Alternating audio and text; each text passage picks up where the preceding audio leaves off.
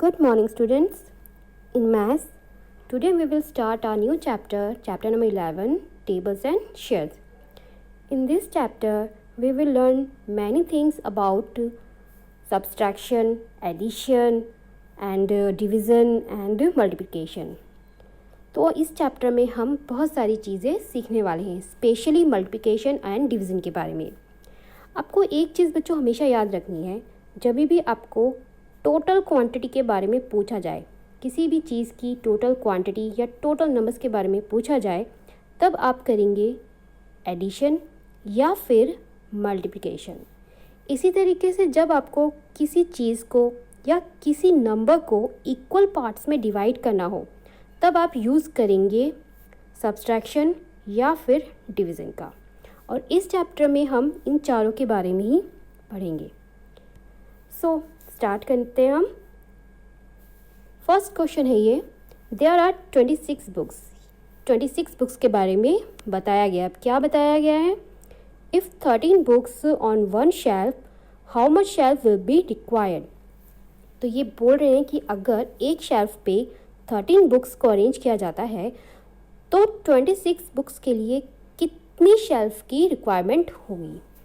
तो अब आप देख रहे हैं इसमें क्या कर सकते हैं आप. हमने क्या किया, पहले एक शेल्फ ली और उसमें हमने 13 बुक्स को अरेंज कर दिया. हमने 13 बुक्स लगा दी 26 में से. 26 बुक्स में से ही लगाई है ना, तो इसलिए हम 13 बुक्स कम हो गई हैं 26 में से, तो हमने 26 में से 13 बुक्स को माइनस कर दिया, तो हमारा आंसर आया 13. तो अब हमारे पास कितनी बुक्स बची हैं? 13 बुक्स और बची हैं हमें अरेंज करने के लिए शेल्फ पे. तो हमें 13 बुक्स को भी हम एक और शेल्फ में अरेंज कर देंगे. हमें 13 बुक्स को तो अरेंज करना ही है एक शेल्फ पे, तो हमने एक और शेल्फ ली और उस पर 13 बुक्स को अरेंज कर दिया. तो हमारे पास कितनी शेल्फ हो गई? 1 2, यानी कि 2 शेल्फ हमारे पास हमें चाहिए. ये एक छोटा नंबर था, तो हमने इसको आसानी से सब्सट्रैक्ट करके बता दिया कि हमें कितनी शेल्फ की रिक्वायरमेंट है. लेकिन अगर हमें कहूँ 13 की जगह हमें एक शेल्फ पे 2 बुक्स लगानी है, 2 बुक्स अरेंज करनी है, तो आपको कितनी शेल्फ की रिक्वायरमेंट होगी?